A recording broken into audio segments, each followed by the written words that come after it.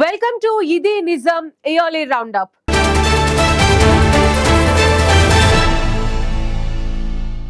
2025వ సంవత్సరం ప్రపంచ చరిత్రలో ఒక మలుపుగా మిగిలిపోనుంది. సరిగ్గా జనవరి 20వ తేదీన వాషింగ్టన్ డీసీ వేదికగా మొదలైన డొనాల్డ్ ట్రంప్ రెండో పర్యాయ అధ్యక్ష పాలన కేవలం అమెరికానే కాదు, మొత్తం ప్రపంచ దేశాల ఆర్థిక రాజకీయ గమనాన్ని మార్చేసింది. ప్రమాణ స్వీకారం చేసిన కొద్ది గంటల్లోనే అమెరికా ఫస్ట్ నినాదంతో ట్రంప్ తీసుకున్న సంచలన నిర్ణయాలు గ్లోబల్ మార్కెట్స్ ని కుదిపేశాయి. అటు ఐరోపాలో జర్మనీ కొత్త ఛాన్సలర్ ని ఎన్నుకోగా, ఇటు మధ్యప్రాచ్యంలో దశాబ్దాల పాటు ఏకఛత్రాధిపత్యం వహించిన అల్ అసద్ పాలన సిరియాలో అంతమొందింది. ఇక నేపాల్లో జెన్జీ యువత ఏకంగా ప్రభుత్వాన్నే కూల్చేశారు. మరోవైపు జపాన్, నమీబియాల్లో మహిళలు పురుషాధిత్యానికి చెక్ పెడుతూ రాజకీయాలను శాసిస్తున్నారు. 2025లో జరిగిన ఎన్నో రాజకీయ మలుపులు ఈ ఇయర్ ఎండ్ రౌండప్ లో ఇప్పుడు చూద్దాం.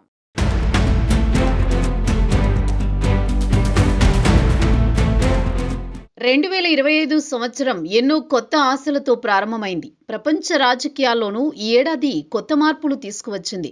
ఈ సంవత్సరం ప్రారంభంతోనే ప్రపంచ రాజకీయాల దిశ పూర్తిగా మారిపోయింది.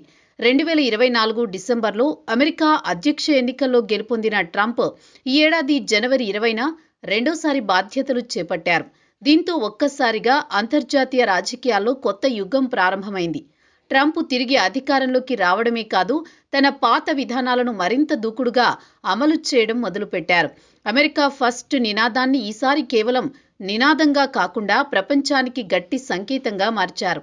ట్రంప్ ప్రమాణ స్వీకారం చేసిన కొన్ని రోజుల్లోనే తీసుకున్న నిర్ణయాలు ప్రపంచ ఆర్థిక వ్యవస్థను, దౌత్య సంబంధాలను కుదిపివేశాయి. ప్రమాణ స్వీకారం చేసిన అనంతరం ట్రంప్ వాణిజ్యంపై దృష్టి పెట్టారు. అమెరికా ప్రయోజనాలే పరమావధిగా టారిఫ్ను ఆయుధంగా మార్చారు. చైనా నుంచి దిగుమతులపై భారీ సుంకాలు విధిస్తూ వాణిజ్య యుద్ధాన్ని మరో స్థాయికి తీసుకువెళ్లారు. ఇదే సమయంలో మెక్సికో, కెనడా దేశాలపై కూడా కఠిన వైఖరి ప్రదర్శించారు. ఉత్తర అమెరికా స్వేచ్ఛా వాణిజ్య ఒప్పందాలపై పునర్విమర్శ చేస్తూ అమెరికాకు అనుకూలంగా మార్పులు చేయాలని ట్రంప్ పట్టుబట్టారు. ఈ చర్యలతో గ్లోబల్ మార్కెట్లలో అనిశ్చితి నెలకొంది. స్టాక్ మార్కెట్లు ఊగిసలాడాయి. అభివృద్ధి చెందుతున్న దేశాలు మాత్రమే కాదు, యూరప్ వంటి సంపన్న ప్రాంతాలు కూడా ఆర్థిక ప్రభావాన్ని అనుభవించాల్సి వచ్చింది.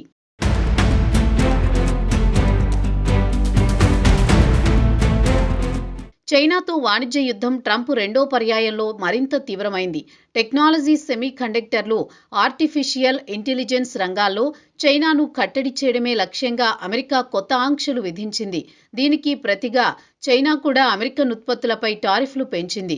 ఈ పోరు రెండు దేశాల మధ్య మాత్రమే పరిమితం కాలేదు, ప్రపంచ సప్లై చైన్పై తీవ్ర ప్రభావం చూపింది. ఆసియా, ఆఫ్రికా, లాటిన్ అమెరికా దేశాలు కూడా ఈ ఆర్థిక యుద్ధపు దుష్పరిణామాలను ఎదుర్కొంటున్నాయి. అంతర్జాతీయ ద్రవ్యనిధి సంస్థ, ప్రపంచ బ్యాంకు లాంటి సంస్థలు గ్లోబల్ వృద్ధి రేట్లపై ఆందోళన వ్యక్తం చేశాయి. ఇదే సమయంలో యూరప్ రాజకీయాలు కూడా కీలక మలుపు తిరిగాయి. జర్మనీలో ఫిబ్రవరిలో జరిగిన సార్వత్రిక ఎన్నికలు యూరప్ భవిష్యత్తును ప్రభావితం చేసే ఫలితాలను ఇచ్చాయి.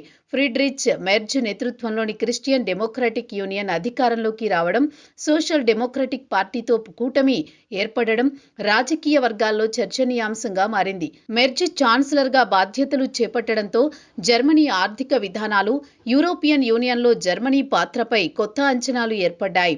వలసలు, రక్షణ, ఉక్రెయిన్ యుద్ధం వంటి అంశాల్లో మెర్జ్ కఠిన వైఖరి తీసుకుంటారని భావిస్తున్నారు. జర్మనీ రాజకీయాలు మార్పులు యూరప్ మొత్తానికి ప్రభావం చూపిస్తున్నాయి.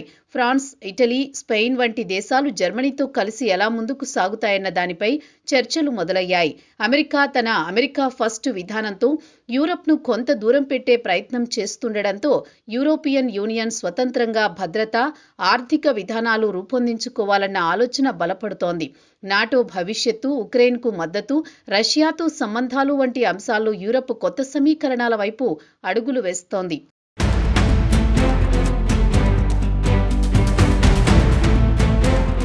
మరోవైపు ఏడాది కెనడాలో జరిగిన ఎన్నికలు దేశ రాజకీయాలను పూర్తిగా మార్చివేశాయి. 10 ఏళ్లకు పైగా అధికారంలో ఉన్న లిబరల్ పార్టీకి ప్రజలు స్పష్టమైన సంకేతమిచ్చారు. మార్పు కావాలని, కొత్త దిశ కావాలని ఓటర్లు తీర్పు చెప్పారు. ఈ ఎన్నికలు కేవలం ప్రభుత్వ మార్పుకే కాదు, కెనడా భవిష్యత్తు దిశను నిర్ణయించే ఓ కీలక మలుపుగా మారాయి. ఈ ఎన్నికలకు ప్రధాన కారణంగా మారింది దేశంలో పెరిగిన జీవన వ్యయం. ఇళ్ల ధరలు ఆకాశాన్ని తాకడం, అద్దెలు పెరగడం, నిత్యావసర వస్తువుల ధరలు నియంత్రణ తప్పడం వల్ల మధ్యతరగతి, యువత తీవ్రంగా ఇబ్బందులు పడ్డారు. దీనికి తోడు భారీ వలసల కారణంగా ఉద్యోగాలపై ఒత్తిడి పెరిగిందనే భావన కూడా ప్రజల్లో బలపడింది. ఈ అంశాలన్నీ ఎన్నికల ప్రచారంలో ప్రధాన చర్చగా మారాయి. ఈ పరిస్థితుల్లోనే ప్రధాని జస్టిన్ ట్రూడో నాయకత్వంపై అసంతృప్తి పెరిగింది. ప్రగతిశీల విధానాలు, మైనారిటీ హక్కుల పరిరక్షణలో ముందున్న ఆర్థిక అంశాల్లో ప్రభుత్వం విఫలమైందన్న అభిప్రాయం ప్రజల్లో బలంగా ఏర్పడింది. పార్టీ లోపల నుంచే వ్యతిరేక స్వరాలు వినిపించాయి. చివరకు ఎన్నికల్లో ఎదురైన ఎదురుదెబ్బ బాధ్యత తీసుకుంటూ జస్టిన్ ట్రూడో తన పదవికి రాజీనామా చేశారు. ఇది లిబరల్ పార్టీ చరిత్రలో ఒక కీలక ఘట్టంగా నిలిచింది. దీంతో కెనడా 24వ ప్రధానిగా మార్క్ కార్నీ బాధ్యతలు చేపట్టారు. బ్యాంక్ ఆఫ్ కెనడా గవర్నర్గా పనిచేసిన మార్క్ కార్నీ ప్రధాని పగ్గాలు తీసుకున్నారు. అయితే అనూహ్యంగా ఆయన ముందస్తు ఎన్నికలకు వెళుతున్నట్టు ప్రకటించి అందరికీ షాక్ ఇచ్చారు. వాస్తవానికి ఈ ఏడాది అక్టోబర్లో కెనడాలో ఎన్నికలు జరగాల్సి ఉంది. కానీ మార్క్ కార్నీ పార్లమెంటును రద్దు చేసి ముందస్తు ఎన్నికలకు వెళ్లారు. ఏప్రిల్ 28న జరిగిన కెనడా ఎన్నికల్లో మార్క్ కార్నీ నేతృత్వంలోని లిబరల్ పార్టీ 169 సీట్లు గెలుచుకుంది. కెనడా హౌస్ ఆఫ్ కామన్స్లో మెజారిటీ కోసం 172 సీట్లు అవసరం. కానీ లిబరల్ పార్టీ 3 సీట్ల తేడాతో మెజారిటీని కోల్పోయింది. దీంతో లిబరల్ పార్టీ ఎన్డీపీ మద్దతుతో మైనారిటీ ప్రభుత్వాన్ని ఏర్పాటు చేశారు.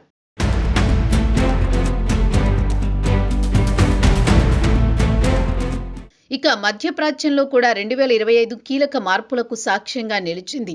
సిరియాలో దశాబ్దాలుగా కొనసాగిన బషర్ అల్ అసద్ పాలన కూలిపోవడంతో అక్కడ ట్రాన్సిషనల్ గవర్నమెంట్ ఏర్పడింది. బషర్ అల్ అసద్ ప్రభుత్వం డిసెంబర్ 8, 2024న అధికారికంగా కూలిపోయింది. తిరుగుబాటు దళాలు రాజధాని నగరం డమాస్కస్ను స్వాధీనం చేసుకోవడంతో అసద్ తన కుటుంబంతో కలిసి రష్యాకు పారిపోయారు. హయత్ తహ్రీర్ అల్ షామ్ నేతృత్వంలోని తిరుగుబాటు దళాలు కేవలం 11 రోజుల్లోనే మెరుపు దాడి ద్వారా దేశవ్యాప్తంగా నియంత్రణ సాధించాయి. ప్రభుత్వం కూలిపోయిన తర్వాత అహ్మద్ అల్ షరా నేతృత్వంలో తాత్కాలిక ప్రభుత్వం ఏర్పడింది. జనవరి 29, 2025న ఆయనను అధికారికంగా అధ్యక్షుడిగా ప్రకటించారు. ఈ పరిణామం మొత్తం మధ్యప్రాచ్య రాజకీయాలనే కుదిపివేసింది. అసద్ తన పతనం తర్వాత సిరియాలో శాంతి నెలకొంటుందా లేక కొత్త అశాంతికి ఇది బీజం వేస్తుందా అన్న ప్రశ్నలు ఉత్పన్నమయ్యాయి. అమెరికా, రష్యా, ఇరాన్, టర్కీ వంటి దేశాలు సిరియా భవిష్యత్తుపై తమ ప్రయోజనాలను కాపాడుకునేందుకు ప్రయత్నాలు మొదలుపెట్టాయి. ఇక లెబనాన్లో కూడా రాజకీయ మార్పులు చోటు చేసుకున్నాయి. జోసెఫ్ ఔన్ అధ్యక్షుడిగా బాధ్యతలు చేపట్టడంతో రాజకీయ స్థిరత్వం వస్తుందన్న ఆశలు ప్రజల్లో వ్యక్తమవుతున్నాయి. అయితే ఆర్థిక సంక్షోభం, రాజకీయ విభేదాలు లెబనాన్కు ఇంకా పెద్ద సవాళ్లుగానే ఉన్నాయి. మధ్యప్రాచ్యంలో ఇజ్రాయెల్ పాలస్తీనా సమస్య, గాజా పరిస్థితి, ఇరాన్ అణు కార్యక్రమం వంటి అంశాలు ప్రపంచ దృష్టిని ఆకర్షిస్తూనే ఉన్నాయి.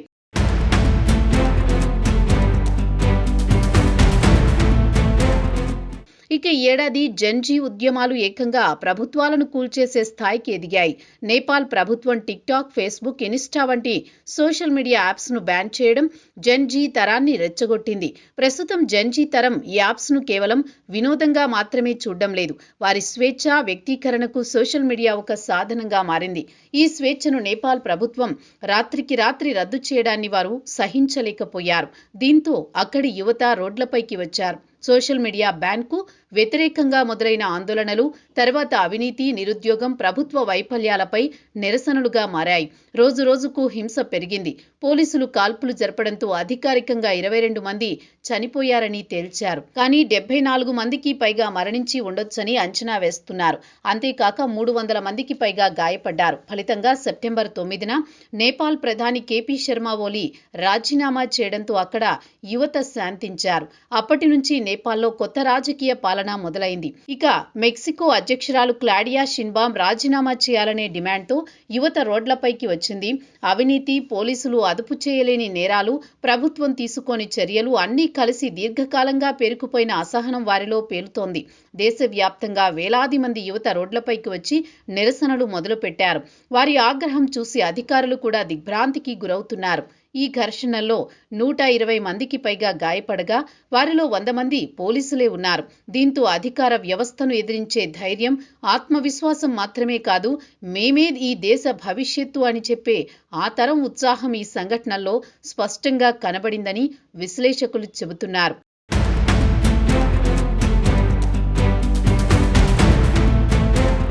ఇక ఈ ఏడాది థాయిలాండ్లోనూ ప్రభుత్వ మార్పులు చోటు చేసుకున్నాయి. ఇక్కడ పాటోంగ్ టార్న్ షిన్ వాట్రాను రాజ్యాంగ కోర్టు నైతిక ఉల్లంఘనల ఆరోపణలతో తొలగించడంతో అనుతిన్ చార్న్ విరక్కూల్ కొత్త ప్రధానిగా బాధ్యతలు స్వీకరించారు. ఇది షిన్వాట్రా యుగానికి ముగింపు పలుకుతూ సైనిక రాజకీయ వ్యవస్థకు ప్రజాస్వామ్య శక్తులకు మధ్య దశాబ్దాల పోరాటాన్ని ప్రతిబింబిస్తుంది. ఇది పార్లమెంటు రద్దు, కొత్త ఎన్నికలకు దారితీసింది. థాయిలాండ్ రాజకీయాల్లో షిన్వాట్రా కుటుంబం ప్రముఖ పాత్ర పోషించింది. వీరిని అనేకసార్లు సైన్యం లేదా న్యాయ వ్యవస్థ తొలగించాయి. 2023 ఎన్నికల తర్వాత ఏర్పడిన ప్రభుత్వంలో పాటోంగ్ టార్న్ ప్రధాని అయ్యారు. కానీ ఆమెను కాంబోడియా మాజీ ప్రధానితో ఫోన్ కాల్ సంభాషణలో నైతిక ప్రమాణాలను ఉల్లంఘించారనే కారణంతో రాజ్యాంగ కోర్టు తొలగించింది. ఇక జపాన్, నమీబియాలో తొలిసారిగా మహిళా దేశాధినేతలు అయ్యారు. జపాన్ రాజకీయాల్లో దశాబ్దాలుగా ఉన్న పురుషాధిక్యతను బద్దలు కొడుతూ సనై తకాయిచి దేశ తొలి మహిళా ప్రధానిగా ఎన్నికయ్యారు. అక్టోబర్ 21న జపాన్ పార్లమెంటు ఆమెను ప్రధానిగా ఎన్నుకుంది. 64 ఏళ్ల తకాయిచి అధికార లిబరల్ డెమోక్రటిక్ పార్టీకి చెందిన కన్సర్వేటివ్ నేత. గతంలో ఆమె ఆర్థిక భద్రతా మంత్రిగా పనిచేశారు. గత ప్రధాని షిగేరు ఇషిబా పార్టీ ఎదుర్కొన్న ఎన్నికల పరాజయాలు, ఆర్థిక సవాళ్ల కారణంగా సెప్టెంబర్ 2025లో రాజీనామా చేయడంతో ఈ సనై తకాయిచి జపాన్ ఇన్నోవేషన్ పార్టీతో కలిసి సంకీర్ణ కూటమిగా ఏర్పడింది. ఇక ఆఫ్రికా దేశమైన నమీబియా 2025లో ఒకేసారి 3 మహిళలను అగ్రస్థానాల్లో నియమించి ప్రపంచ రికార్డు సృష్టించింది. నెటుంబో నంది ఎండైత్వా నమీబియా మొట్టమొదటి మహిళా అధ్యక్షురాలిగా ఎన్నికయ్యారు. 2024 నవంబర్లో జరిగిన ఎన్నికల్లో ఆమె 57% పైగా ఓట్లతో విజయం సాధించి మార్చి 21, 2025 ప్రమాణ స్వీకారం చేశారు.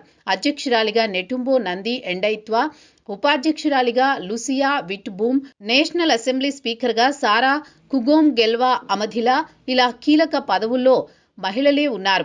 అంతేకాక నెటుంబో నంది ఎండైత్వా తన మంత్రివర్గంలో కూడా 60% పదవులను మహిళలకే కేటాయించి మహిళా సాధికారతకు బాటలు వేశారు.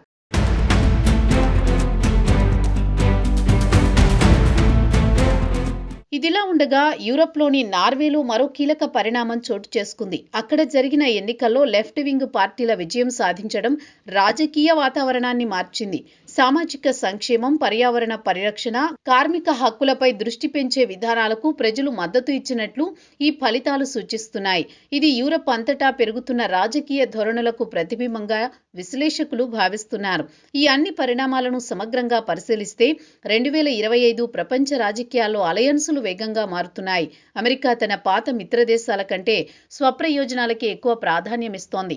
ట్రంప్ నేతృత్వంలో అమెరికా అంతర్జాతీయ ఒప్పందాలపై పునర్విమర్శ చేస్తూ ద్వైపాక్షిక ఒప్పందాలకే ప్రాధాన్యమిస్తోంది.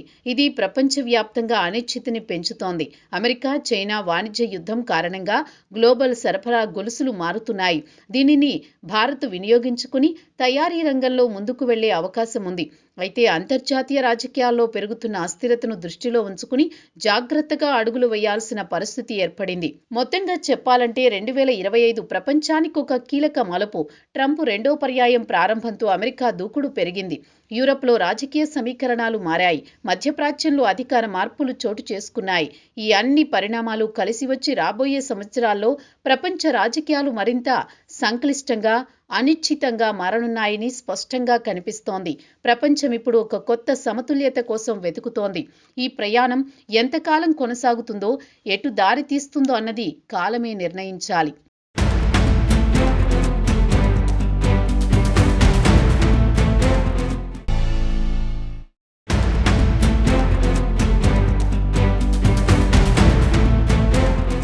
రెండు 2025 మొత్తం ప్రపంచాన్ని యుద్ధ భయం వెంటాడింది. ఎప్పుడూ మూడో ప్రపంచ యుద్ధం తరుముకొస్తుందా అనే అనుమానాలు వ్యక్తమయ్యాయి. 2022-23లో ప్రారంభమైన యుద్ధాలు 2025లోనూ కొనసాగాయి. విరామం అనేది లేకుండా మరింత భీకరంగా మారాయి. ఉదయం లేచినప్పటి నుంచి రాత్రి నిద్రపోయే వరకు ఎప్పుడు ఎక్కడ ఏ మంట రాజుకుంటుందో, ఎక్కడ ఏ క్షణంలో అణ్వాయుధాల ముప్పు ఎదురవుతుందో అన్న అనిశ్చితి ప్రపంచాన్ని వెంటాడింది. మూడో ప్రపంచ యుద్ధం వస్తుందా అనే ప్రశ్న ఊహాగానంగా కాకుండా చర్చగా మారిపోయిన సంవత్సరం ఇది. యుద్ధం అంటే సరిహద్దుల్లో మాత్రమే కాదు, ఆర్థిక వ్యవస్థల్లో, మానవ జీవితాల్లో, పిల్లల భవిష్యత్తుల్లో కూడా అది ఒక విధ్వంసంలా మారిపోయింది.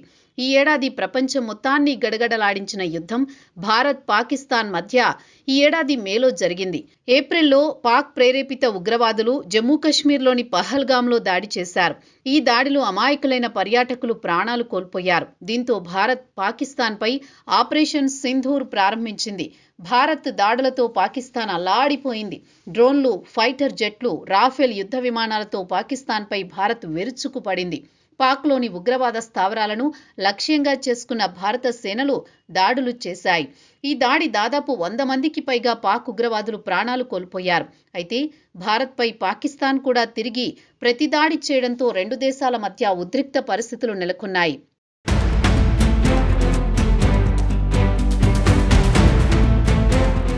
పాక్ చేసిన డ్రోన్ దాడులను భారత్ సమర్థవంతంగా ఎదుర్కొంది. అయితే భారత్ చేసిన దాడులకు పాకిస్తాన్లో చైనా అందించిన ఎయిర్ డిఫెన్స్ సిస్టమ్స్ ధ్వంసమయ్యాయి. దీంతో పాకిస్తాన్ భారత్తో కాళ్లబేరానికి వచ్చింది. భారత్ దాడులను తట్టుకోలేక హాట్ లైన్లో సంప్రదించి కాల్పుల విరమణ కోరింది. దీంతో మే 10న ఇరు దేశాల మధ్య కాల్పుల విరమణ ఒప్పందం జరిగింది. అయితే ఆపరేషన్ సింధూర్ ముగియలేదని 2.0 కూడా ఉంటుందని భారత్ స్పష్టం చేసింది. ఇదిలా ఉండగా ఈ యుద్ధాన్ని ఆపిన క్రెడిట్ను దోచేందుకు అమెరికా అధ్యక్షుడు ట్రంప్ తీవ్రంగా ప్రయత్నించారు. కానీ దీన్ని భారత్ తిప్పికొట్టింది.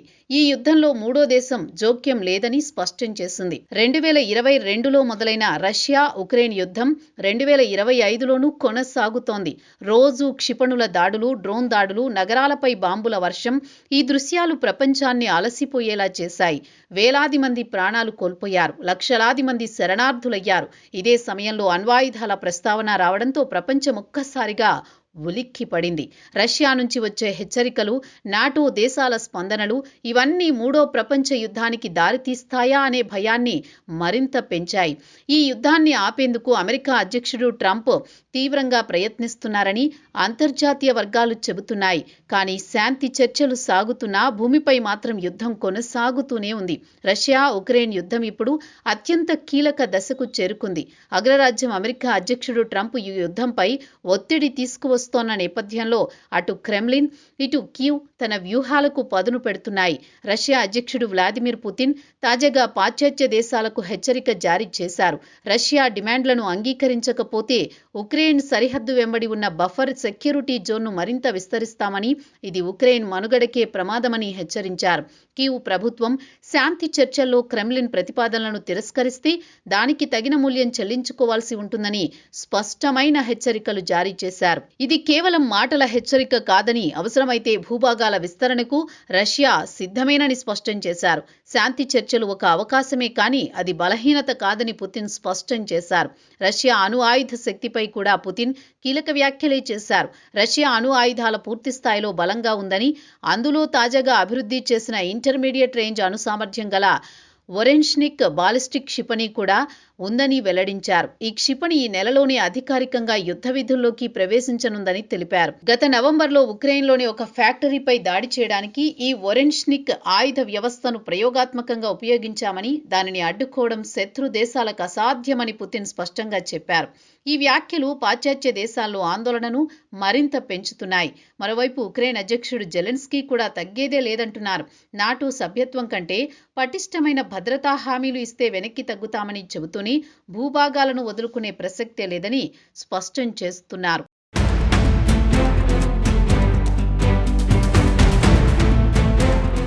మధ్యప్రాచ్యం మరోసారి ప్రపంచ శాంతికి సవాలుగా నిలిచింది. ఇజ్రాయెల్ హమాస్ యుద్ధం గాజాను శ్మశానంగా మార్చిన తర్వాత 2025లో ఒక శాంతి ఒప్పందం కుదరడం ప్రపంచానికి కాస్త ఊరటనిచ్చింది. అమెరికా అధ్యక్షుడు ట్రంప్ ఒత్తిడితో ఇజ్రాయెల్ హమాస్ మధ్య కాల్పుల విరమణ ఒప్పందం కుదిరింది. బందీల విడుదల జరిగింది. ఈ ఒప్పందంలో భాగంగా తొలి దశ పూర్తవడంతో గాజాలో తాత్కాలికంగా కాల్పులు ఆగాయి. ప్రజల శ్వాస పీల్చుకున్నారు. శిథిలాల మధ్య నుంచి జీవితాన్ని తిరిగి మొదలుపెట్టే ప్రయత్నం చేస్తున్నారు. కానీ ఇది పూర్తి శాంతి కాదు. రెండో దశ ఒప్పందంపై ఇంకా స్పష్టత రాలేదు. ఈ అనిశ్చితి గాజా ప్రజల మనసుల్లో మళ్లీ భయాన్ని నాటుతోంది. మధ్యప్రాచ్యంలో నెలల తరబడి కొనసాగిన యుద్ధం కారణంగా నాశనమైన గాజాలో ఇప్పుడిప్పుడే శాంతి నెలకొంటోంది.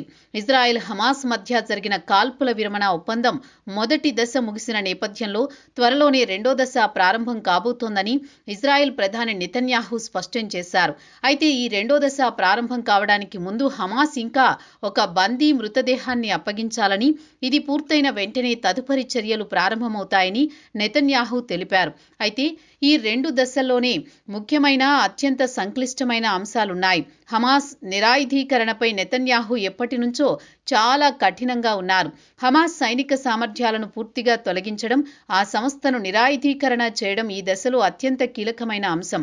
ఇక గాజా స్ట్రిప్లో సైనిక కార్యకలాపాలను పూర్తిగా నిషేధించడంతో పాటు ఆ ప్రాంతాన్ని డీలిమిటరైజ్ చేయాలి. మరోవైపు గాజాలో శాంతి భద్రతను పర్యవేక్షించడానికి అంతర్జాతీయ దళాలను మోహరించడం కూడా ఈ రెండో దశలో ఉంది. యుద్ధం తర్వాత గాజాను పునర్నిర్మించేందుకు ట్రంప్ ఇప్పటికే పలు ప్రతిపాదనలు చేశారు. అందులో భాగంగా పాలస్తీనా ప్రభుత్వాన్ని నడిపేందుకు అమెరికా అధ్యక్షుడు ట్రంప్ నేతృత్వంలో ఒక అంతర్జాతీయ బోర్డును ఏర్పాటు చేయడం కూడా రెండో దశలో భాగంగా ఉంది. నెతన్యాహు ప్రస్తావించిన మూడో దశ కూడా అత్యంత కీలకంగా సవాలుతో కూడుకున్నదిగా కనిపిస్తోంది. గాజా భూభాగం నుంచి తీవ్రవాదాన్ని దూరం చేయాలని పేర్కొన్నారు. హమాస్ వంటి సంస్థల ఉనికిని పూర్తిగా అంతం చేసి గాజాను శాంతియుత ప్రాంతంగా మార్చాలని నెతన్యాహు భావిస్తున్నారు.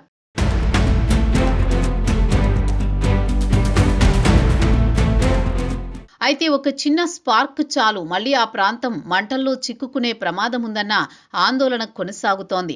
ఇదే సమయంలో ఇజ్రాయెల్ హిజ్బుల్లా మధ్య కూడా శాంతి కుదిరినా మళ్లీ ఇప్పుడు దాడులు కొనసాగుతున్నాయి. ఇటీవల ఇజ్రాయెల్ హిజ్బుల్లా మిలిటెంట్లను లక్ష్యంగా చేసుకుని జరిపిన దాడుల్లో ఒక కిండర్ గార్డెన్ పై దాడి జరగడం కలకలం రేపింది. చిన్నారులు ప్రాణాలు కోల్పోయిన ఈ ఘటన ప్రపంచాన్ని కుదిపివేసింది. ఉగ్రవాదులపై యుద్ధం పేరుతో పిల్లల ప్రాణాలు తీస్తారా అంటూ అంతర్జాతీయంగా తీవ్ర విమర్శలు వచ్చాయి.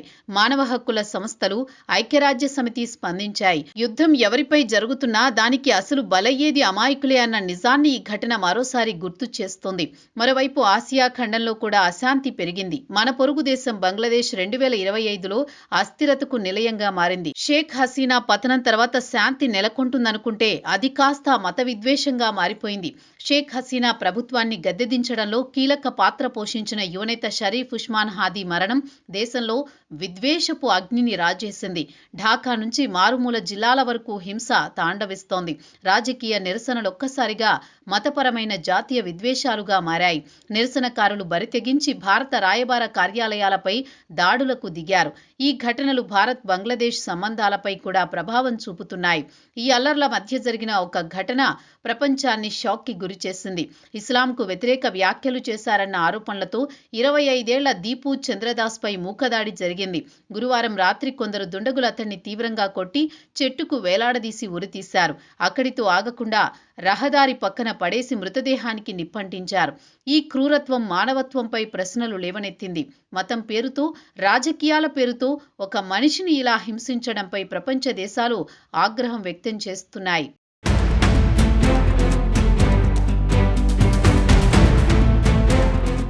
ఇక ఈ ఏడాదిలోనే థాయిలాండ్, కాంబోడియా మధ్య చిన్నపాటి యుద్ధం జరిగింది. కొన్ని దశాబ్దాలుగా ఇరు దేశాల మధ్య సరిహద్దు వివాదం నెలకొంది. దీంతో ఈ ఏడాది సరిహద్దు వివాదాల కారణంగా ముఖ్యంగా ప్రాచీన ఫ్రీహ్ విహార్ దేవాలయ ప్రాంతంలో ఘర్షణలు జరిగాయి. ప్రాచీనమైన ఫ్రీహ్ విహార్, టామ్ యూన్ థోమ్ వంటి హిందూ దేవాలయాలు ఉన్న ప్రాంతంపై ఇరు దేశాలు తమ హక్కులను క్లెయిమ్ చేస్తున్నాయి. 1962లో అంతర్జాతీయ న్యాయస్థానం ఈ ఆలయం కాంబోడియా భూభాగంలో ఉందని తీర్పునిచ్చింది. అయితే ఈ ఏడాది జూలైలో సరిహద్దు ప్రాంతంలో జరిగిన దాడులతో ఈ వివాదం మరింత ముదిరింది. ఈ దాడుల్లో పదుల సంఖ్యలో ప్రజలు మరణించగా వేలాది మంది పౌరులు నిరాశ్రయులయ్యారు. అయితే జూలై 28న ఇరుపక్షాలు షరతులు లేని కాల్పుల విరమణకు అంగీకరించాయి. కానీ ఈ ఒప్పందం స్వల్పకాలికమే అయ్యింది. డిసెంబర్లో సరిహద్దు వెంబడి తిరిగి ఘర్షణలు తీవ్రమయ్యాయి. ఈ నేపథ్యంలో ట్రంప్ ఎంటర్ అయ్యి ఇరు దేశాల మధ్య సయోధ్యకు ప్రయత్నించారు. అయినప్పటికీ ప్రస్తుతం కూడా సరిహద్దు ప్రాంతాలలో ఉద్రిక్త పరిస్థితులు నెలకొన్నాయి. ఇరు దేశాలు ఒకరిపై ఒకరు దాడులకు పాల్పడుతున్నారని ఆరోపించుకుంటున్నారు. కాల్పుల విరమణకు సంబంధించి చర్చలు జరుగుతున్నప్పటికీ అవి ఇంకా ఒక కొలిక్కి రాలేదు.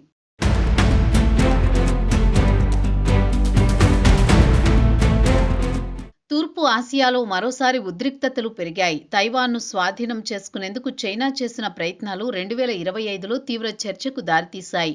చైనా సైనిక విన్యాసాలు, తైవాన్ గగనతలంలోకి యుద్ధ విమానాల ప్రవేశం ఇవన్నీ యుద్ధ సంకేతాలుగా భావించబడ్డాయి. అమెరికా, జపాన్ వంటి దేశాలు తైవాన్కు మద్దతుగా నిలవడంతో ఈ వివాదం కేవలం 2 దేశాల మధ్యకే పరిమితం కాలేదు. ఒకవేళ ఈ ప్రాంతంలో యుద్ధం మొదలైతే అది ప్రపంచ ఆర్థిక వ్యవస్థపై తీవ్ర ప్రభావం చూపుతుందన్న భయం పెరిగింది. మరోవైపు తైవాన్కు 1,00,000 కోట్ల విలువైన ఆయుధాలను విక్రయించేందుకు అమెరికా సిద్ధమవడం కూడా ఇప్పుడు ఈ చర్చనీయాంశంగా మారింది. క్షిపణులు, హోవిట్జర్లు, డ్రోన్లు సహా అత్యాధునిక ఆయుధాలతో కూడిన ఈ ప్యాకేజీకి కాంగ్రెస్ ఆమోదం లభిస్తే ఇది తైవాన్కు అమెరికా ఇప్పటి వరకు అందించిన అతిపెద్ద ఆయుధ ఒప్పందంగా నిలవనుంది. ఈ ఆయుధాలన్నీ కేవలం రక్షణ కోసమేనని అమెరికా చెబుతోంది. కానీ చైనా మాత్రం అలా భావించడం లేదు. తైవాన్ ఎప్పటికైనా చైనాలో కలిసిపోవాల్సిందే అని బీజింగ్ ఎప్పటినుంచో వాదిస్తోంది. గత కొన్నేళ్లుగా చైనా తైవాన్ చుట్టూ సైనిక విన్యాసాలు పెంచుతూ యుద్ధ విమానాలు, నౌకలతో తన శక్తిని ప్రదర్శిస్తూ వస్తోంది. ఈ నేపథ్యంలో అమెరికా తీసుకున్న తాజా నిర్ణయం తైవాన్కు బలం చేకూర్చడమే కాకుండా చైనాకు సవాల్గా మారింది. ఇప్పటికే అమెరికా, చైనాల మధ్య సంబంధాలు ఉప్పునిప్పులా ఉన్నాయి. వాణిజ్య సుంకాలు, టెక్నాలజీ పరిమితులు, సెమీకండక్టర్ యుద్ధం, దక్షిణ చైనా సముద్రం ప్రతి అంశం ఇరు దేశాల మధ్య ఘర్షణకు దారితీస్తోంది. మరోవైపు ఆఫ్రికా ఖండంలో కూడా శాంతి దూరంగానే ఉంది.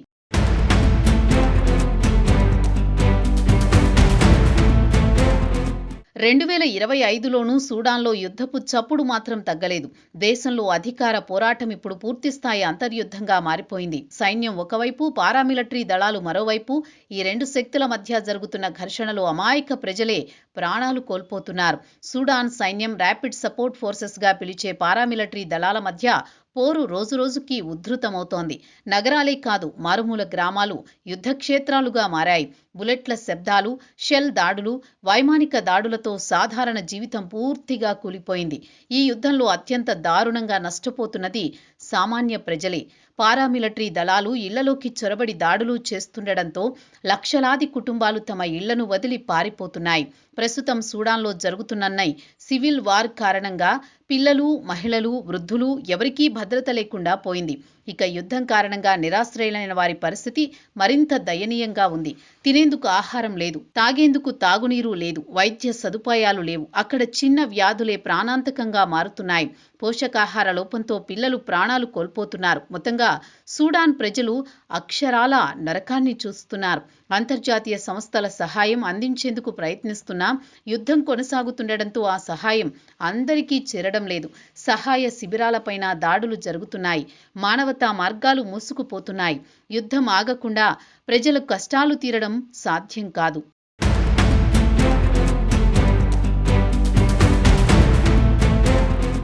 ఇదిలా ఉండగా మయన్మార్లో కొనసాగుతున్న సివిల్ వార్ మరింత ఉధృతంగా మారగా మెక్సికోలో డ్రగ్ కార్టెల్స్తో ప్రభుత్వ యుద్ధం రక్తపాతంగా మారింది.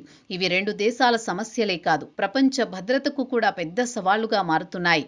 2021లో జరిగిన సైనిక తిరుగుబాటు మయన్మార్ సివిల్ వార్కు కారణమైంది. ఎన్నికల్లో విజయం సాధించిన ఆంగ్ సాన్ సూకీ ప్రభుత్వాన్ని కూలదోసిన సైన్యం అధికారాన్ని తన చేతుల్లోకి తీసుకుంది. దీంతో ప్రజాస్వామ్యం కోసం పోరాడుతున్న ప్రజలు, ఎథ్నిక్ మైనారిటీ మిలిటెంట్ గ్రూపులు ఆయుధాలతో ఎదురు తిరిగాయి. అప్పటి నుంచి మయన్మార్ పూర్తిగా యుద్ధభూమిగా మారింది. ఇటీవలి కాలంలో ఈ సివిల్ వార్ మరింత తీవ్రమైంది. సైన్యానికి వ్యతిరేకంగా తిరుగుబాటు గ్రూపులు కీలక ప్రాంతాలుగా ఆక్రమించగా వైమానిక దాడులు, గ్రామాలపై బాంబుల దాడులతో సైన్యం ప్రతీకారం తీర్చుకుంటోంది. లక్షలాది మంది ఇళ్లు వదిలి పారిపోవాల్సిన పరిస్థితి నెలకొంది. శరణార్థుల సంక్షోభం దక్షిణాసియా దేశాలను కూడా ఆందోళనకు గురి చేస్తోంది. ఇక లాటిన్ అమెరికాలోని మెక్సికో మరో రకమైన యుద్ధాన్ని ఎదుర్కొంటోంది. ఇది సైన్యాల మధ్య యుద్ధం కాదు, డ్రగ్ కార్టెల్స్ ప్రభుత్వం మధ్య జరుగుతున్న రహస్య యుద్ధం. అమెరికాకు అక్రమ మాదక ద్రవ్యాలు సరఫరా చేసే కార్టెల్స్ మెక్సికోలో సమాంతర ప్రభుత్వాల్లా మారిపోయాయి. పోలీసులు, రాజకీయ నాయకులు, స్థానిక అధికారులు కూడా వారి ప్రభావం నుంచి తప్పించుకోలేని పరిస్థితి. ఇటీవల మెక్సికోలో డ్రగ్ వార్ మరింత రక్తపాతంగా మారింది. కార్టెల్స్ మధ్య పోటీ, ప్రభుత్వ దాడులతో రోజు కాల్పులు, అపహరణలు, హత్యలు జరుగుతున్నాయి. సాధారణ ప్రజలే ఈ యుద్ధానికి బలవుతున్నారు. ప్రభుత్వం ఎంత కఠిన చర్యలు తీసుకుంటున్నా డ్రగ్ మాఫియా శక్తిని పూర్తిగా అణచలేకపోతోంది. శరణార్థుల ప్రవాహం, అక్రమ ఆయుధాలు, డ్రగ్ ట్రాఫికింగ్ కారణంగా ప్రాంతీయ, అంతర్జాతీయ భద్రతపై ప్రభావం చూపుతున్నాయి.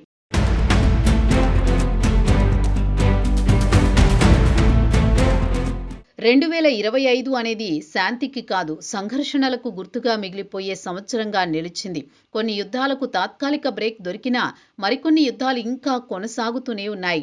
ప్రపంచం ఒకవైపు శాంతి కోసం ప్రార్థిస్తుంటే మరోవైపు ఆయుధాల తయారీ పెరుగుతోంది. దేశాలు తమ భద్రత పేరుతో మరింత ఆయుధీకరణ వైపు అడుగులు వేస్తున్నాయి. అణ్వాయుధాల ముప్పు, డ్రోన్ యుద్ధాలు, సైబర్ దాడులు యుద్ధరూపమే మారిపోయింది. మొత్తంగా 2025 ప్రపంచానికి ఒక హెచ్చరికలా నిలిచింది.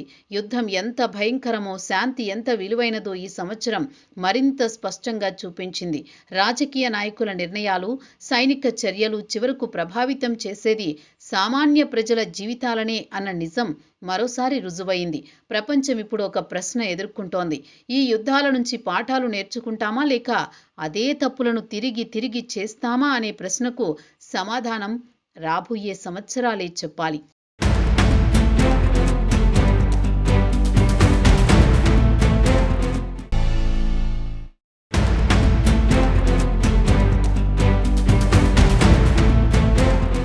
రెండు 2025 ఈ ఏడాది గురించి మాట్లాడుకుంటే ప్రపంచం ఎదుర్కొన్న సవాళ్లు కేవలం రాజకీయాలు, యుద్ధాల వరకే పరిమితం కాలేదు. యుద్ధ భయాలు, అంతర్జాతీయ ఘర్షణల మధ్యనే మానవ జీవన విధానాన్ని, భవిష్యత్తు ఆశలను, ఉపాధిని, ప్రకృతితో మన అనుబంధాన్ని కుదిపేసే ఎన్నో కీలక పరిణామాలు చోటు చేసుకున్నాయి. ఒకవైపు సూపర్ పవర్ దేశాల నిర్ణయాలు కోట్లాది మంది జీవితాలపై ప్రభావం చూపితే, మరోవైపు ప్రకృతి తన అసహనాన్ని తీవ్రంగా వ్యక్తం చేసిన సంవత్సరం ఇది.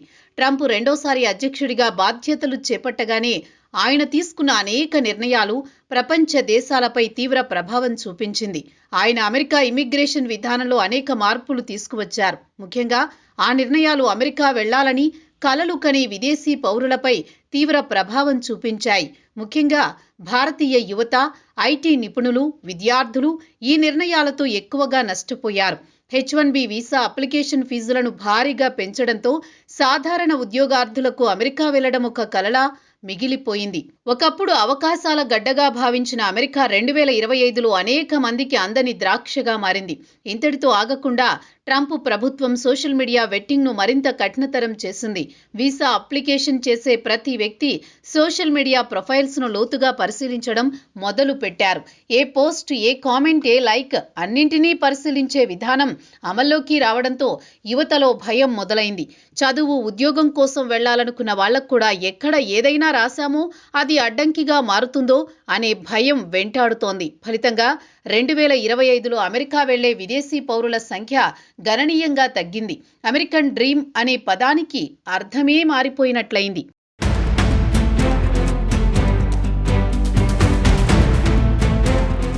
ఒకప్పుడు మనకు సహాయకారిగా ఉన్న టెక్నాలజీ 2025లో లక్షలాది మంది ఉద్యోగులకు శత్రువుగా మారింది. టెక్నాలజీ ఎప్పుడూ ఒకేలా ఉండదు. కొంతమందికి అది అవకాశంగా మారితే మరికొంతమందికి అదే పెద్ద ఇబ్బందిగా మారుతుంది. 2025లో ప్రపంచం ఇది స్పష్టంగా చూసింది. ఆర్టిఫిషియల్ ఇంటెలిజెన్స్, AI ఈ ఏడాది తన నిజమైన ప్రతాపాన్ని చూపింది. ఒకప్పుడు కేవలం సహాయక సాధనంగా ఉన్న AI ఇప్పుడు అందరి జీవితంలో భాగమైపోయింది. చిన్న మెయిల్ రాయడం నుంచి పెద్ద ప్రెజెంటేషన్ తయారు చేయడం వరకు, కోడింగ్ నుంచి కంటెంట్ క్రియేషన్ వరకు ప్రతి చిన్న పనికి మనిషి AI పై ఆధారపడే పరిస్థితి వచ్చింది. వేగం, ఖచ్చితత్వం, ఖర్చు తగ్గింపు ఈ 3 కారణాలే AIను అంతగా ప్రజాదరణ పొందేలా చేశాయి. అయితే ఈ వేగంతో పాటు మరో చీకటి కోణం కూడా బయటపడింది. డీప్ ఫేక్ టెక్నాలజీతో ఫేక్ ఫోటోలు, ఫేక్ వీడియోలు, నకిలీ ఆడియోలు తయారవుతున్నాయి. నిజం ఏది, అబద్ధమేది అనే తేడా చెప్పలేని పరిస్థితి ఏర్పడింది. సామాన్య ప్రజల నుంచి సెలబ్రిటీల వరకు డీప్ ఫేక్ బారిన పడుతున్నారు. సోషల్ మీడియాలో నమ్మకం అనే మాటకి అర్థం మారిపోయింది. ఇంకోవైపు ఇదే ఏఐ చాలా మంది జీవితాలను సులభతరం చేసింది. వైద్యం, విద్య, పరిశోధన, డిజైన్, మీడియా రంగాల్లో ఏఐ కొత్త అవకాశాలకు తెరలేపింది. తక్కువ సమయంలో ఎక్కువ పనిచేయడం సాధ్యమైంది. మానవ సామర్థ్యాన్ని పెంచే సాధనంగా ఏఐ ఒక విప్లవంలా మారింది. అయితే 2025లో ఉద్యోగాలపై ఏఐ అత్యంత తీవ్ర ప్రభావం చూపింది. ప్రత్యేకంగా ఐటీ రంగంలో ఈ ప్రభావం స్పష్టంగా కనిపించింది. ఒకప్పుడు 100 మంది చేసే పనిని ఇప్పుడు కొన్ని ఏఐ టూల్స్ చేస్తుండడంతో కంపెనీలు భారీగా ఉద్యోగాలను తగ్గించాయి. దీంతో ప్రపంచవ్యాప్తంగా లక్షలాది మంది ఐటీ ఉద్యోగులు తమ జాబ్లను కోల్పోయారు. దీంతో యువతలో ఆందోళన పెరిగింది.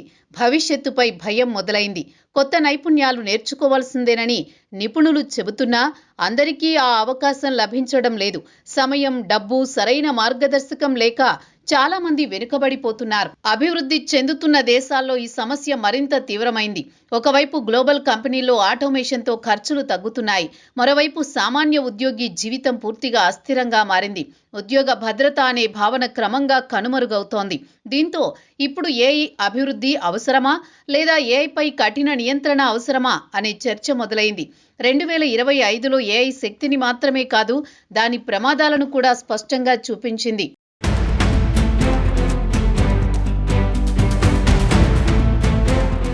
ఈ మానవ సృష్టి సంక్షోభాల మధ్య ప్రకృతి కూడా తన ప్రతాపాన్ని చూపించింది. 2025లో వచ్చిన ప్రకృతి వైపరీత్యాలు ప్రపంచ దేశాలను వణికించాయి.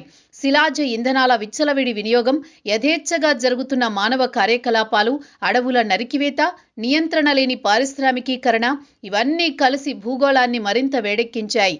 వాతావరణ మార్పుల ప్రభావం ఈ ఏడాది మరింత స్పష్టంగా కనిపించింది. అమెరికాలో ఈ ఏడాది ప్రకృతి తన అసలు రూపాన్ని చూపించింది. ఒకవైపు చెలరేగిన వైల్డ్ ఫైర్స్, మరోవైపు అకస్మాత్తుగా విరుచుకుపడిన టోర్నడోలు. ప్రపంచంలో అత్యంత అభివృద్ధి చెందిన దేశాల్లో ఒకటైన అమెరికాకు ప్రకృతి విపత్తులు అశాంతికి గురిచేశాయి. అమెరికాలోని పలు రాష్ట్రాల్లో వైల్డ్ ఫైర్స్ భయంకరంగా చెలరేగాయి. వేల ఎకరాల అటవీ ప్రాంతాలు క్షణాల్లో బూడిదయ్యాయి. చెట్లు మాత్రమే కాదు, అడవుల్లోని జీవ వైవిధ్యం కూడా నాశనమైంది. మంటల వేగం అంతగా ఉండడంతో ఫైర్ ఫైటర్లకు పరిస్థితిని అదుపులోకి తేవడం కష్టమైంది. ఈ అగ్ని కాండలు అడవులకే పరిమితం కాలేదు. మంటలు నివాస ప్రాంతాల వైపు దూసుకువెళ్లడంతో లక్షలాది మంది ఇళ్లను ఖాళీ చేయాల్సి వచ్చింది.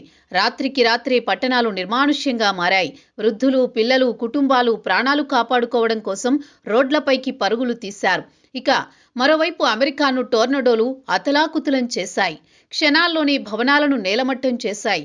ఇళ్లు, స్కూళ్లు, ఆస్పత్రులు ఈ ప్రకృతి విపత్తుల దెబ్బకు తీవ్రంగా దెబ్బతిన్నాయి. ఈ టోర్నడోల తీవ్రత ఉండడంతో ముందస్తు హెచ్చరికలు ఉన్నా ప్రాణనష్టం తప్పలేదు. రోడ్లు తెగిపోవడంతో పాటు విద్యుత్ సరఫరా నిలిచిపోయింది. సహాయక చర్యలు ప్రారంభించడానికి కూడా సమయం పట్టే పరిస్థితి ఏర్పడింది. ఈ ప్రకృతి విపత్తుల ప్రభావం అమెరికా ఆర్థిక వ్యవస్థపై కూడా భారీ ప్రభావం పడింది. వ్యవసాయం, పరిశ్రమలు, రవాణా వ్యవస్థలు తీవ్రంగా దెబ్బతిన్నాయి. దీంతో సాధారణ ప్రజల జీవితం పూర్తిగా అస్తవ్యస్తమైంది.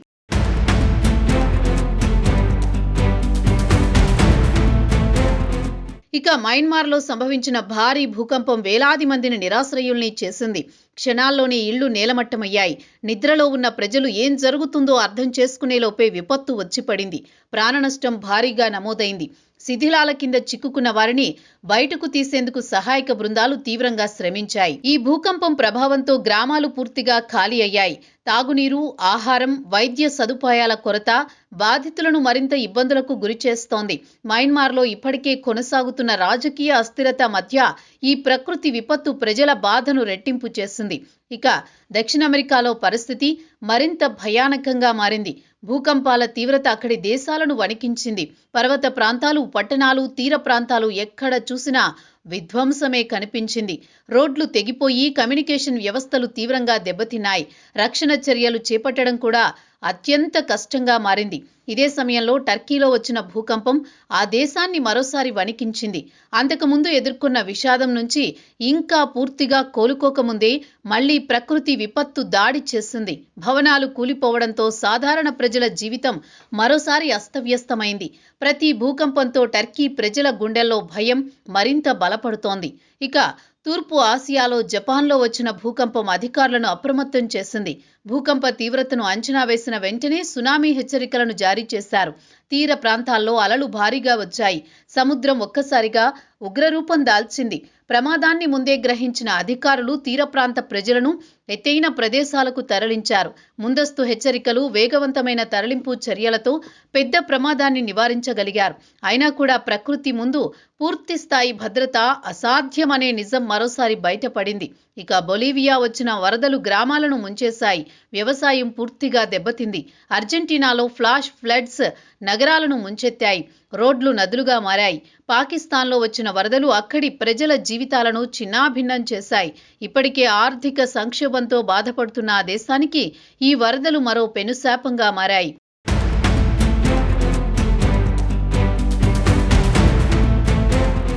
ఇవన్నీ చాలా అన్నట్లు భూమి ఉపరితలం కింద వేల సంవత్సరాలుగా నిద్రాణంగా ఉన్న శక్తి ఒక్కసారిగా మేల్కొంది. 2025లో ప్రపంచవ్యాప్తంగా అగ్నిపర్వతాల విస్ఫోటనాలు భయాందోళనలు సృష్టించాయి. వేల సంవత్సరాలుగా మౌనంగా ఉన్న 4 అగ్నిపర్వతాలు 2025లో వరుసగా విస్ఫోటనాలతో తమ ప్రళయ శక్తిని చూపించడం ప్రపంచ భద్రతకు, వాతావరణానికి, విమానయానానికి, వ్యవసాయానికి, ముఖ్యంగా మానవ సమాజానికి ఒక పెద్ద పరీక్షగా మారింది. అగ్నిపర్వత శాస్త్రవేత్తలు కూడా ఊహించని ఆకస్మిక మార్పులు ప్రకృతి ఎంత పెద్ద శక్తిగా ఉందో ప్రపంచానికి మళ్లీ గుర్తు చేశాయి. దాదాపు 12,000 సంవత్సరాల పాటు నిద్రాణంగా ఉన్న ఇథియోపియా దేశంలో బద్దలైన హేలీ గుబ్బి అగ్నిపర్వత విస్ఫోటనం ఇప్పుడు ఆందోళన కలిగిస్తోంది. భూమి గర్భంలో ఎన్నో ఏళ్లుగా పుట్టి పెరుగుతున్న పీడనం ఒక్కరోజులో మహావిస్ఫోటనంలో బయటపడింది. ఈ విస్ఫోటనంతో ఏర్పడిన బూడిద సుడిగాలి 14 కిలోమీటర్ల ఎత్తు వరకు ఆకాశం మీదకు ఎగిసిపోయింది. ఇక ఆసియాలోని ఫిలిప్పీన్స్ లో కాన్లాన్ అగ్నిపర్వతం ఈ ఏడాది ప్రారంభంలోనే భయపెట్టింది. వరుస విస్ఫోటనాలతో నీగ్రోస్ దీవిలో అల్లకల్లోల పరిస్థితులు నెలకొన్నాయి. అగ్నిపర్వతం నుంచి ఉద్గారమైన బూడిద వర్షంలా కురిసి వ్యవసాయ భూములను పాడు చేసింది. వరి పొలాలు, పండ్ల తోటలు, చెరువులు అన్నీ బూడిదతో కప్పబడిపోవడం అక్కడి రైతులను ఆర్థికంగా దెబ్బకొట్టింది. మెక్సికోలోని ప్రముఖ అగ్నిపర్వతం పోపో కాటెపెట్ల్ కూడా 2025లో తన కార్యకలాపాలను గణనీయంగా పెంచింది. దీనివల్ల ఆకాశంలోకి దూసుకువెళ్లిన బూడిద మేఘాలు విమాన రాకపోకలకు అంతరాయం కలిగించాయి. మెక్సికో సిటీ సహా అనేక నగరాలు బూడిద పొరతో కప్పబడిపోయాయి. ప్రపంచంలో అత్యంత ప్రసిద్ధి చెందిన అగ్నిపర్వతాలలో ఒకటైన యూరప్లోని సిసిలీ ద్వీపంలో ఉన్న మౌంట్ ఎట్నా కొన్నేళ్ల నిశ్శబ్దం తర్వాత 2025లో మళ్లీ దూకుడు చూపించింది.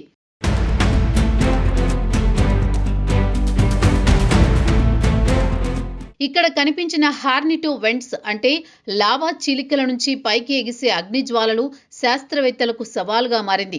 ఇక అగ్నిపర్వతాల దేశమైన ఇండోనేషియాలోనూ ఇదే పరిస్థితి నెలకొంది. నవంబర్ 21 నుంచి మెరాపి అగ్నిపర్వతంలో విస్ఫోటనాలు కొనసాగుతున్నాయి. అక్కడి వోల్కనాలజీ జియోలాజికల్ హజార్డ్స్ సెంటర్ ఇప్పటికే అగ్నిపర్వతానికి లెవెల్ 3 హెచ్చరిక ప్రకటించింది. ఇది పూర్తి విపత్తుకు ముందున్న స్టాండ్ బై దశ అని శాస్త్రవేత్తలు తెలిపారు. అంటే ఎప్పుడైనా పెద్ద విస్ఫోటనం సంభవించే అవకాశం ఉందని హెచ్చరించారు. మొత్తానికి 2025వ సంవత్సరం మనిషికి ఒక పాఠాన్ని నేర్పింది. సాంకేతికత ఎంత పెరిగినా, అధికారం ఎంత ఉన్నా ప్రకృతి ముందు మనిషి అల్పుడే అని నిరూపించింది. యుద్ధాలు, రాజకీయ నిర్ణయాలు, ఆర్థిక విధానాలు, టెక్నాలజీ అభివృద్ధి అన్నింటి ప్రభావం చివరకు సామాన్య మనిషి మీదే పడిందని ఈ ఏడాది రుజువు చేసింది. వీసా కష్టాలు, ఉద్యోగాల కోత సామాజిక స్థితిని దెబ్బతీస్తుంటే ప్రకృతి వైపరీత్యాలు ప్రజల ఉనికినే ప్రశ్నార్థకం చేస్తున్నాయి. ఇప్పటికైనా పర్యావరణ పరిరక్షణపై దృష్టి సారించకపోతే భవిష్యత్తు మరింత ప్రమాదకరంగా మారుతుందనడంలో సందేహం లేదు. భవిష్యత్తు వైపు అడుగులు వేస్తూనే మన నిర్ణయాలు ఎంత బాధ్యతాయుతంగా ఉండాలో, ప్రకృతితో ఎంత సమతుల్యంగా జీవించాలో 2025 ప్రపంచానికి స్పష్టంగా చెప్పిన సంవత్సరం.